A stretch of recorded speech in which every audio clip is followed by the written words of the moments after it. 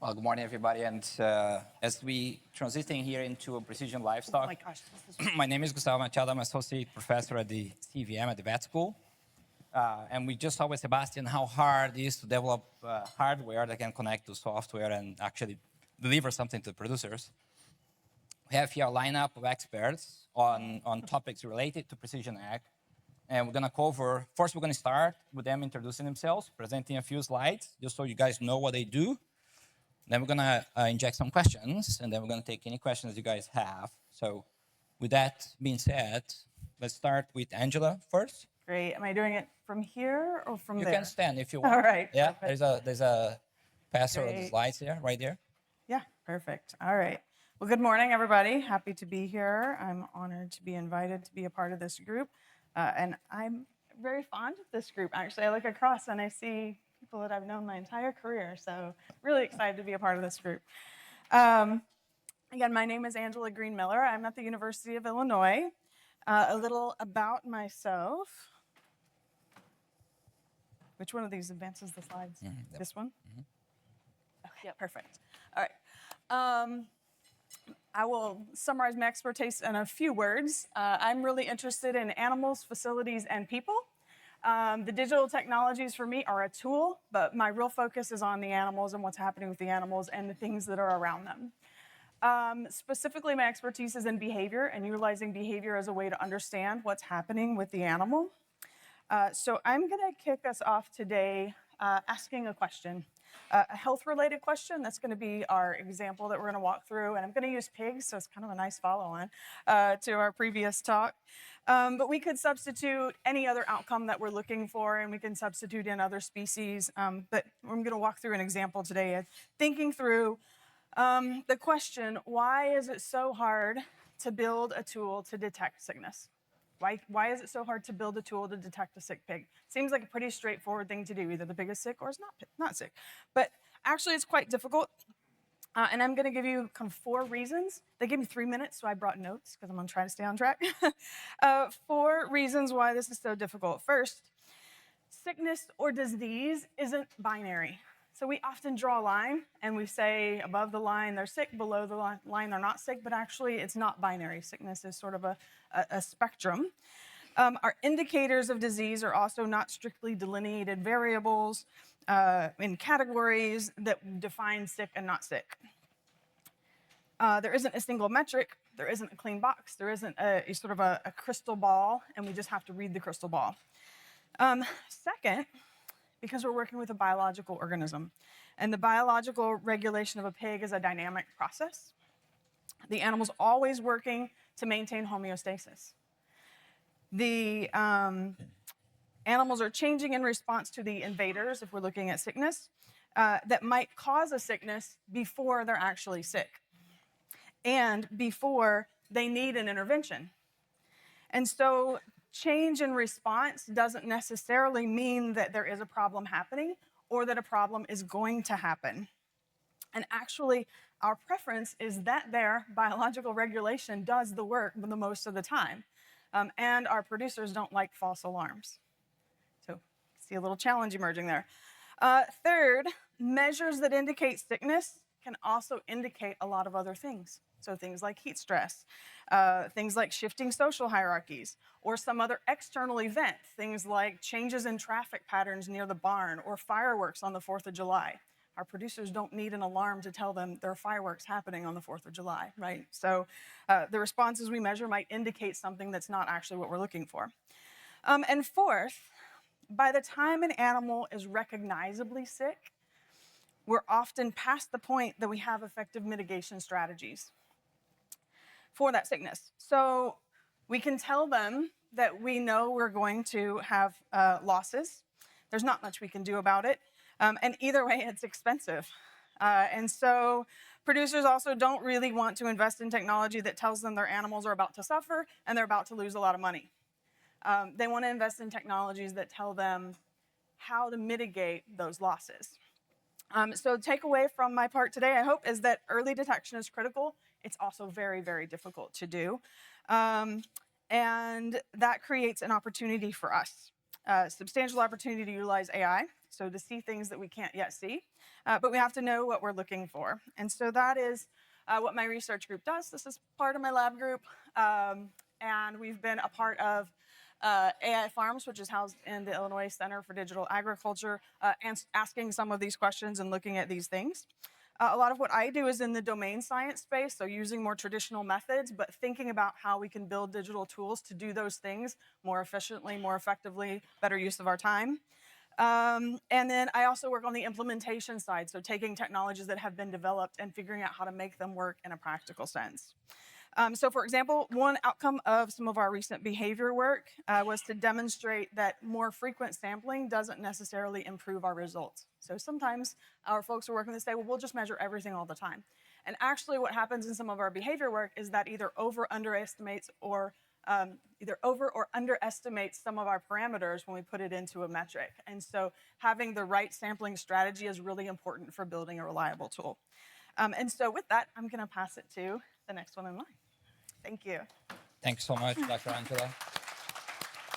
Now we're going to have Dr. Tammy, and she's an expert on precision management, data science, and decision support too. So go right ahead. Awesome. Thank you. Thank you so much for inviting me. And like Angela said, I'll echo that. I really appreciate it. And I look across here, and I've known a lot of these people for a long time. So I work in precision livestock farming, and I have worked in engineering tools to improve animal welfare since I was an undergraduate, and I've really had that passion. My lab works in kind of in 4 different areas. We design systems. A lot of systems have RFID and cameras, and we're using data science and modeling to predict animal behavior or to estimate animal behavior, to predict health, and to look at individual animal variation. And we work in lots of different species. We work in poultry, beef, and mostly in the swine. So I'm going to give you the definition of precision livestock farming or precision animal management. And it is to develop a tool or tools to utilize real-time data on individual animals to aid in management decisions. And you see some bold words up there, and those are the key words. This is a tool, and it's to aid in management decisions. It's never going to take over the person in the farm. And so we always have to have a person there to interpret the data, to care for the animals. So we're never trying to eliminate the person on the farm. Individual animals is really our focus. When we go to poultry, that's a dream right now. We are not there. But for pigs and dairy and beef, we are really trying to focus on the individual animal. With that, we are creating a data stream. And with that data stream, we can do 3 different things. We can create these tools that I've talked about. As an engineer, we can then see the animals interacting with their environment in ways we've never been able to see before. And with that, we can design better facilities. Are they utilizing the sprinkle cooler like we think they are? Are they using the feeder? Is this feeder the right feeder, or is that feeder the better feeder?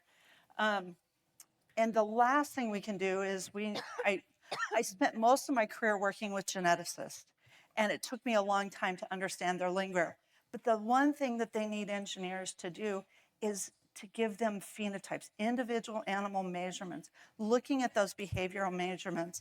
They cannot get those any other way but to have this technology.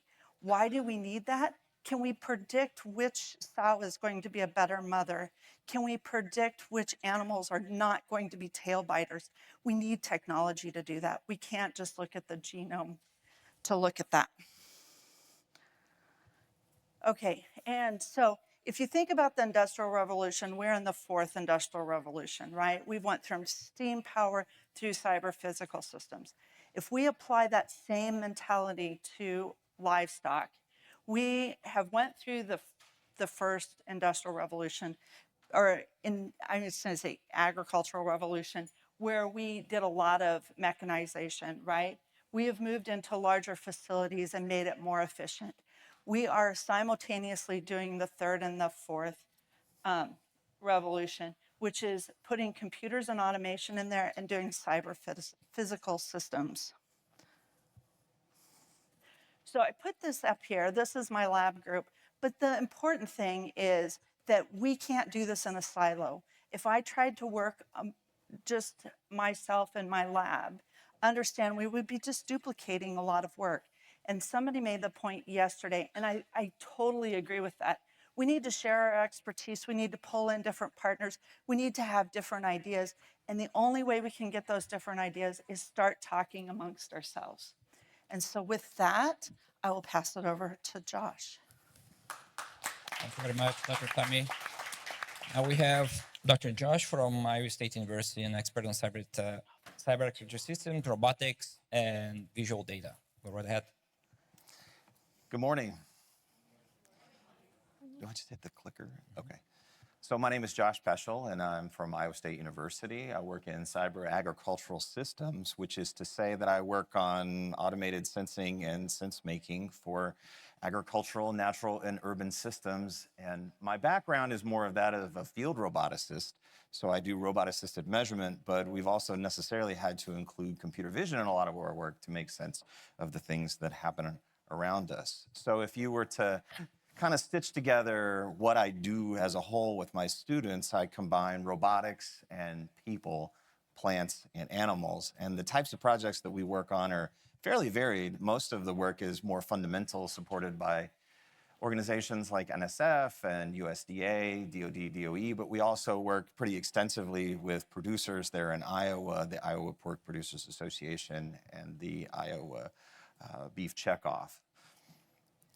We'll see if my video cues up. Okay, it's always important if you do this kind of stuff to come with video. So a couple of projects that I'll highlight that my students and I have worked on relate to animal production systems, where we've been interested in tracking pig load-ins and load-outs. We've done weight analyses.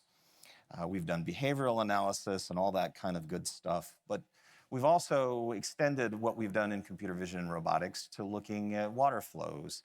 And this same type of technology has allowed us not only to understand how water moves around in images, but also how animals might do things like breathe.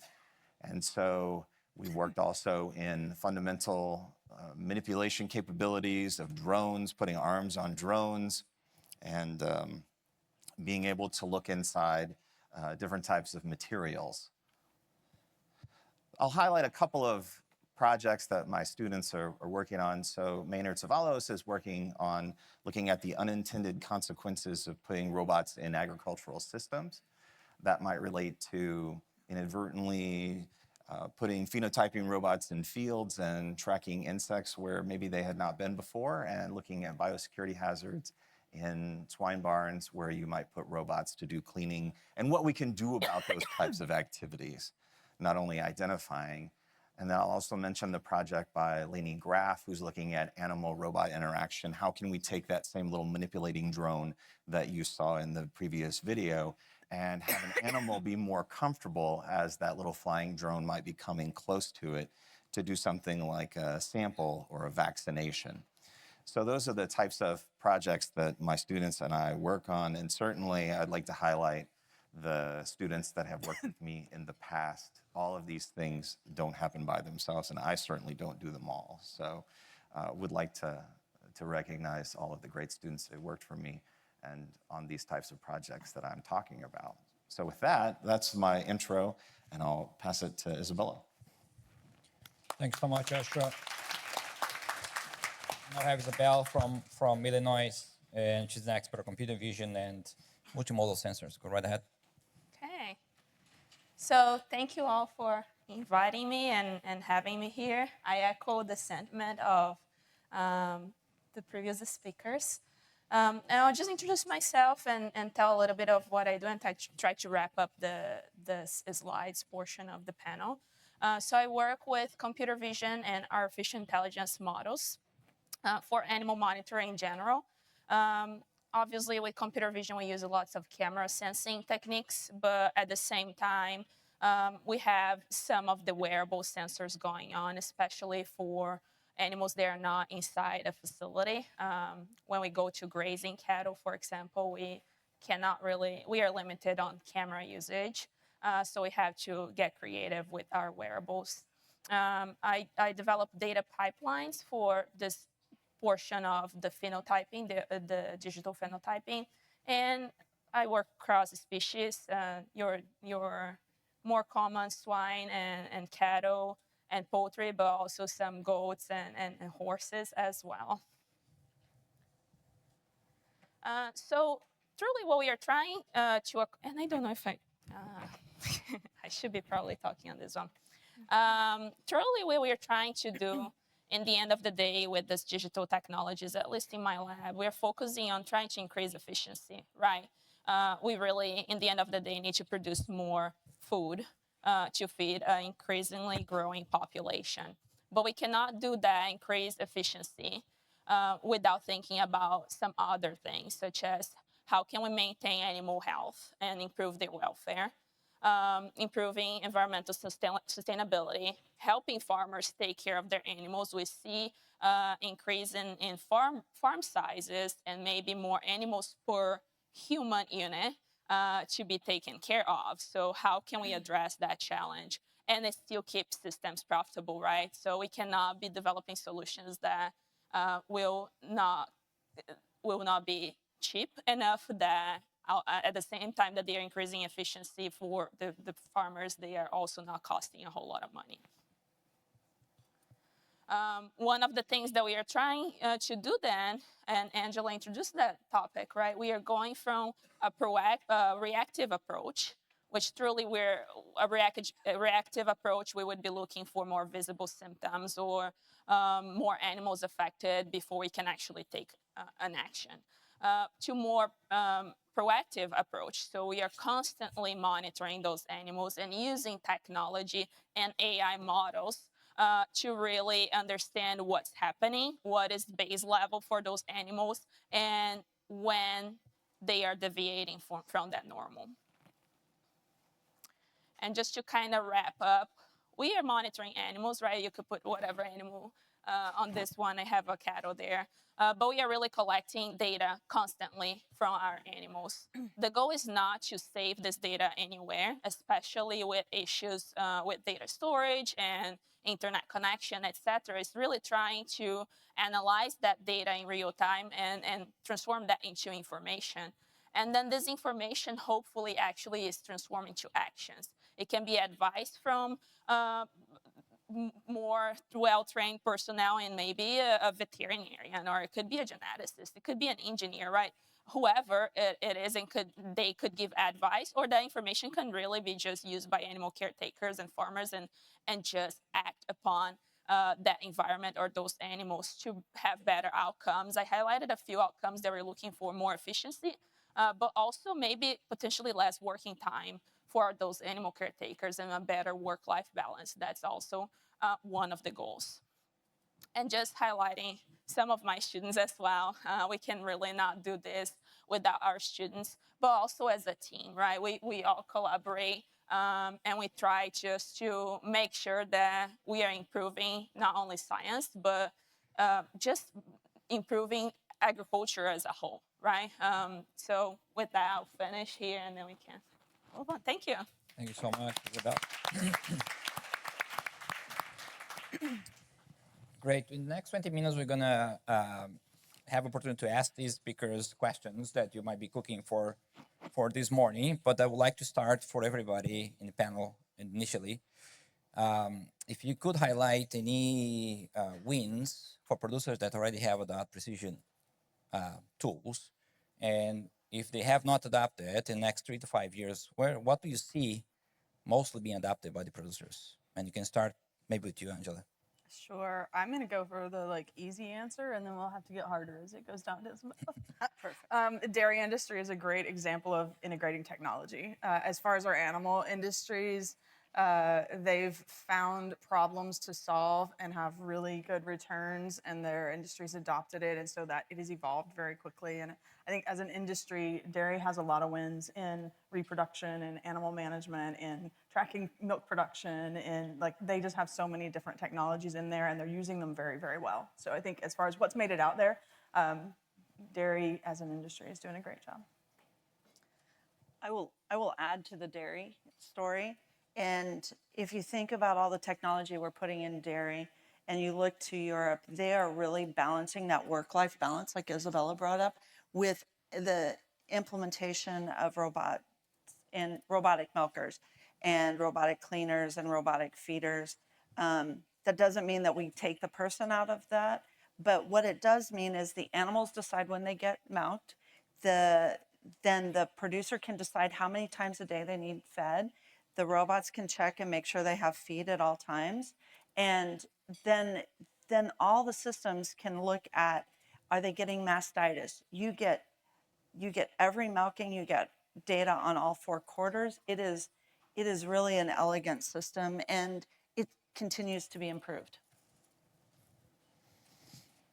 Those are all good examples, I think, of the implementations that have come. I guess where I see the most likely technology to be in place would be the robotics and the cleaning, just because I think we have some hurdles still as it relates to implementation of cameras, because in actual production facilities, they're not that clean a lot of times. And so probably in the cleaning as it would relate to staffing and labor, so that people who are working there could be doing other things that might be more important for the care of the animal versus things like cleaning.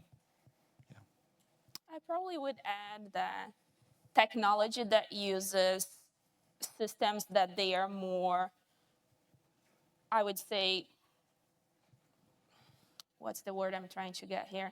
It's when a technology works pretty much the same on different farm environments and it's not as susceptible to changes, those tend to be a little bit more the first level of implementation, such as if you have wearables, they are not as, they don't really change much farm to farm versus if you have cameras, you have more challenges, right? So if we're looking into the first level of implementation, I feel like wearables, they have potential, although if you need to put on every single animal one wearable, that can get expensive and not really something that you want to apply for all your animals. So that's what it was. Good. Yeah. So do you guys think that ROI is still not there? That's why producers are not adopting these technologies, or is it the confidentiality, or is it scalability, bootstrapping of these technologies? So I think ROI is exactly why we're seeing more movement in the dairy industry. Dairy animals are in the herd longer, they cost more. Then if you look across all the species, I think beef cattle, wearables on beef cattle make sense, and the ROI is probably there. Once again, the animals cost a lot. They're in the herd a lot longer. The next species or production system will be sows, and we're seeing some movement in technology with the electronic sow feeders, and there's some new wearables that are out for swine. And then when you get down to animals that don't stay in the herd long, such as our grow-finish pigs, that's a hard one unless it's permanent cameras in a facility that can be used over and over again. Or poultry is another hard one because the birds don't stay in the flock very long, and the amount of profit that a producer makes is not a lot. So it's hard. That one's hard. Anybody else wants to add some? Yeah, I'll chime in with a couple of other kind of thoughts in there.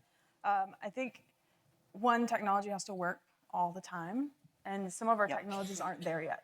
Like they work part of the time, and then there's places where they fall apart and they don't, and producers need it to work all the time. So that's one. I think the other is there's some history that we have to factor in. Some of the early technologies that made it to industry weren't ready. And so producers invested a lot of money and they essentially traded one headache for another. And so now they're even more hesitant. They really need to know it works before they kind of jump in the investment space again and put in those technologies. So I think there's some practicalities that are blocking some technologies that have potential. They need some more development. And just kind of adding to that, if you have multiple different technologies that do great things for your farm, but in the end of the day, they don't talk with each other. That's a big complaint that we get, right? How I can't have 5 or 6 different applications on my phone telling, go look at pigs on pen A, or then check my other pigs on the pen C, and then it's different information regarding your solution. So it's something that technology is great, but if it's going to just become noise in a farmer's life, then then they just shut down, and nothing becomes great anymore, right? So we need to be careful there as well. Sounds good. Do we have any questions from the public so far? Go ahead. One right there.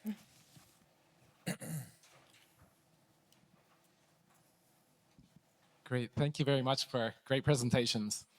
I have a question about return on investments related to detection of sickness. Do you see, has there been a positive return on investment when they've detected sicknesses? Maybe in dairy and cattle, perhaps, but any other animals, and what your thoughts are in the past? And do you see a likelihood that we're going to get a return on investment for sickness detection? An Angela question. I can take it. Yeah.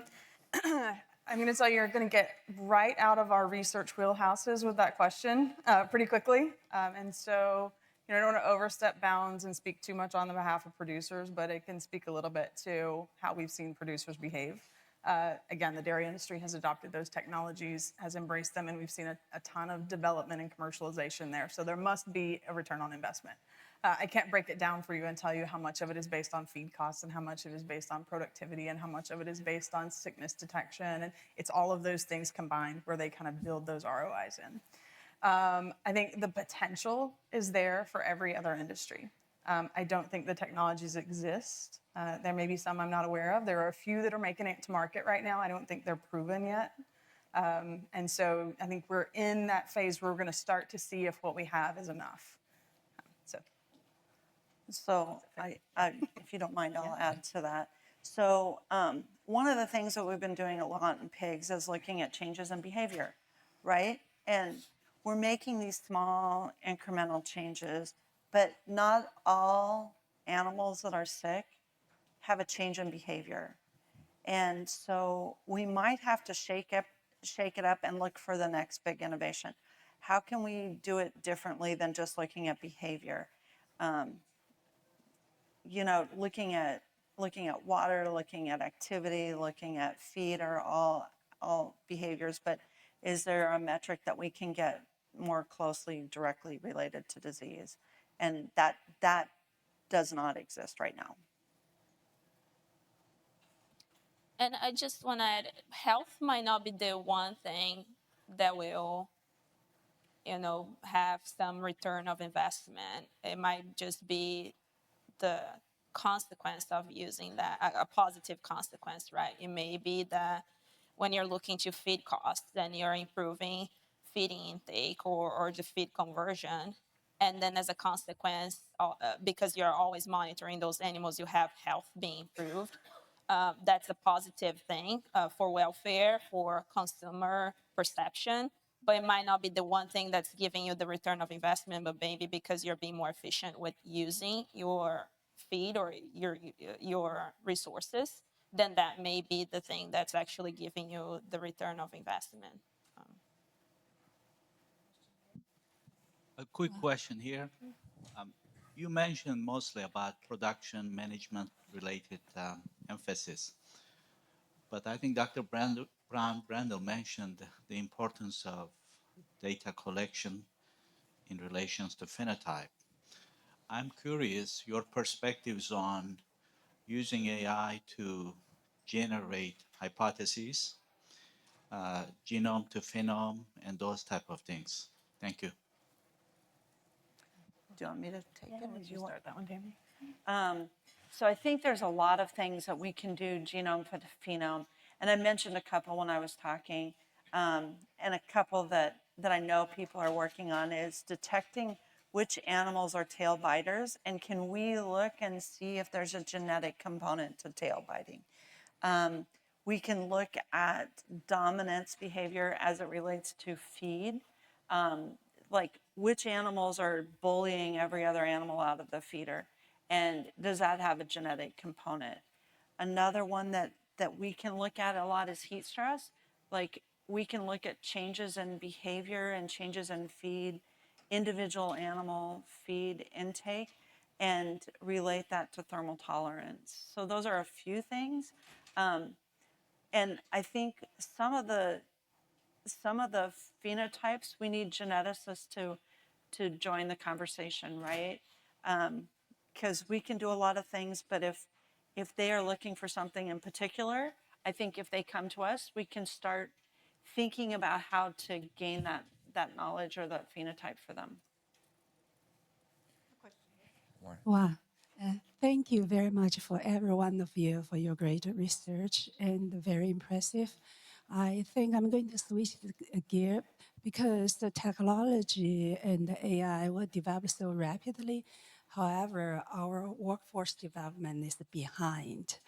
We all know that the animal research nowadays is all transdisciplinary. I'm just wondering if the panel, each of you can elaborate a little bit about the effort in your individual institution to, to educate our student, next generation workforce in setting is all interdisciplinary. It's just what kind of effort your institution is making to make that happen for the workforce development. Thank you. Anybody want to go I first? mean, Go. yeah, we can talk about. At University of Illinois, there are a handful of things we are doing to develop this next generation of workers there that can talk both languages, right? Through our AI Farms Institute is one thing. We brought different researchers together. We have our different thrusts and different areas of agriculture, and we put together in a room what we call the domain people and the AI people. And we had to start working and talking the same language. Even AI, right, in the animal side, that can mean most people would understand, at least initially, as artificial insemination or even influenza, but not necessarily artificial intelligence, right? So we had to start working together just to really understand each other. We brought some AI folks to a farm. Angela was on that visit, right? And it's showing, okay, this is a pig, and this is how things work with artificial insemination and different things to really try to bring together those folks. And obviously, the students that come and graduate from a program in which researchers are talking with each other in different ways, they become more well-rounded. We also have our Center for Digital Agriculture that really focus on, there is an education component of that. We have done even K-12 and high school programs to really teach AI to those students and say, hey, AI is not just this thing that you can do with computers, but you can actually apply to biological solutions, right? Including agricultural realm. You should know that at least that's an option. If you are more technology inclined, you can learn a little bit about the biology side of things and really make a difference and impact on agriculture and vice versa, right? If the students, they really didn't know that they could use technology, they start understanding what technology is, having some context on the computer side of things. We also have a program at University of Illinois, which we call the CS Plus degrees. And those degrees, the students pretty much get a dual degree with computer science plus something. I'm on the animal science department, so we have our CS plus animal science degree. The agricultural biological systems engineering department also has a similar degree in crop science, etc. So we have a few different options to really bring students this intersection of engineering or computer science or technology with the more applied sciences, obviously in this case, agriculture. I don't know if Angela has any extra. Yeah, I think I'll highlight, Isabella talked about some of our specific programs. If you think about the umbrella of programming that we have and the different champions of those programs, we hit everything from children to postgraduate. And we have different ways of connecting to those different groups. We have a summer REU program. We do summer courses like crash courses. We have a master's of engineering. So we have a variety of different ways of reaching different audiences. And so see that spectrum of ages as really important. And I think I just want to highlight, look, one of the things that has been a big shift for me personally. So, I've always trained engineers, and more recently, I've shifted to training technically competent animal practitioners. The technology has evolved to the point now that it's so accessible for everyone and it's everywhere that our animal practitioners need to have some competency in understanding how tools work because they're going to see it every day in their life. So I guess I will chime in a little bit. So last year we held the U.S. Precision Livestock Farming Conference in Lincoln, and prior to that conference, we did a survey. We did a survey of industry, and then we did a survey of faculty, students, and more industry. And the questions were, chiming on what you said, what level of education do our precision livestock farming people need? And it's all levels. We have to connect with people with associate degrees who are going to work on the farm and help implement those, all the way to PhDs who are going to be developing new technologies. And then the last day of the conference, we had a workshop, and that workshop was, we set industry down with students and faculty, and we built up tables that way. And we gave them hypothetical students, and they had to come up with a curriculum.